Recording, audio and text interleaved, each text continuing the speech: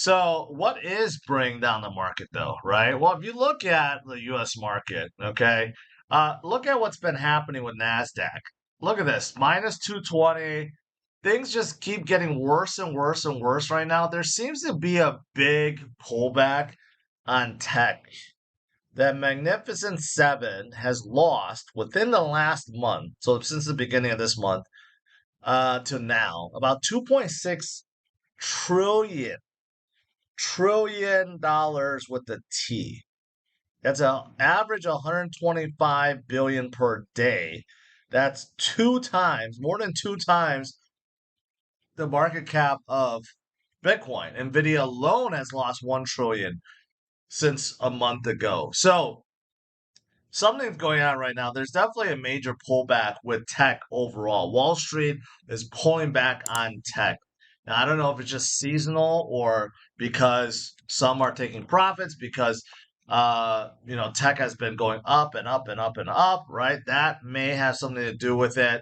But I do think this also has effect on Bitcoin, even though Bitcoin has done very well. And we were just at 70,000 just a day or two ago. But I do think the overall tech sell-off definitely is not helping the situation, even though maybe they didn't directly contribute to Bitcoin's weakness right now. But I do think that there is something going on in Wall Street right now. There's this movement to kind of take profits with tech, but we know this is always short-lived, right?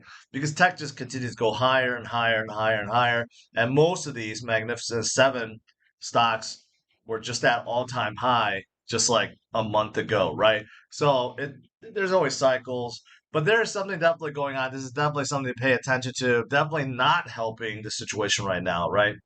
So I do think external factors right now is playing a part.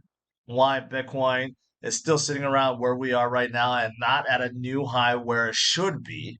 And of course, we always have the Powell factor, okay? The FOMC factor. I don't anticipate anything is going to happen. I don't think that there is going to be a rate cut. It's in fact almost zero chance that there will be a rate cut. But whenever there is FOMC meeting, you always see this. And generally speaking, after FOMC meeting, we may get weakness, and then Friday we come back. I remember the last few. That's what happened. You just have weakness after FOMC, even though nothing weak is said. But that's usually how it is.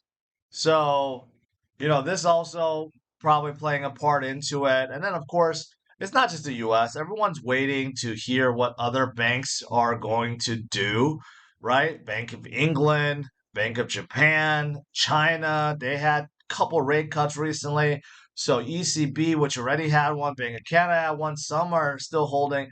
So right now we're in that kind of iffy period too, where people are wondering what these central banks are going to do. Are we going to get these massive rate cuts and many of them coming up, or are they going to be delayed till the end of this year and maybe pushed into next year, right? So a lot of factors at play with these rate cuts. Obviously, rate cuts are good for spurring up the economy, makes it cheaper for businesses to borrow.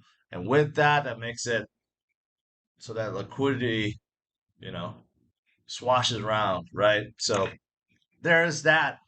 That's also kind of dampening the mood right now because many people are anticipating that a rate cut should be coming, right? But then it's not. We're getting, we keep on getting on delayed. There's a lot of talk about maybe we're gonna go get one, but it doesn't seem like it. So we have to wait until September. So yeah, we got this going on, but ultimately, right? All this nonsense, all this shenanigans, all the all the quantitative easing and tightening and all the stuff that people really do not trust. Um, because they feel like it just doesn't work. And overall, inflation is never going to go away. And overall, all the things that are being done, ultimately, it doesn't fix anything, right? So, all these things, honestly, short term, but long term, we know that all fiat is going to debase into nothing. Buying powers are going to crumble to zero, and that's why we have Bitcoin, right? That's why we have Bitcoin. If you want to comment on anything I've said in this video, make sure you head over to the Roundtable. The Roundtable is a new social media platform created for conversations. And best of all, it's spam-free, bot-free, unlike here on YouTube. And you could have conversations with me and others like Altcoin Daily, Scott Melker, Mauro Nafal, and many others are joining daily. And you also get rewarded in tokens for doing so. So check out the new Roundtable. Click the link in the description below. Now, something else that's also kind of dampening the mood right now is Mt. Gox, even though it's looking pretty good. Almost 42% of the Mt. Gox pile that has been distributed, and we still have about 60% to go. But so far, the ones that have been distributed, there's not much selling, right? But this is still a concern because there's still enormous amount out there waiting to be distributed. And of course, we do have like the 12 billion that the Department of Justice still has that is also being distributed and quite possibly sold, right? So, my point of talking about this is we got a lot of short-term FUD, right? Despite all the bullish things that are happening, and despite me showing that long-term holders and charts are showing that we are getting ready for the next leg up, despite all these things, right? There's still FUD, and the FUD, unfortunately, is winning out, and some of the selling, obviously, is not helping the situation, right? So, I mean, whenever you have billions being dumped on the market, it's hard to overcome that, even with long-term holders and whales and institution buying. But, billions being dumped, that's hard. That's really hard to overcome. But the good thing is we have seen this playbook before. We have seen FUD before, and every single time we get past it and we form a new high and no one remembers anymore, right? That's how it always that's how it's always been, how it works with Bitcoin.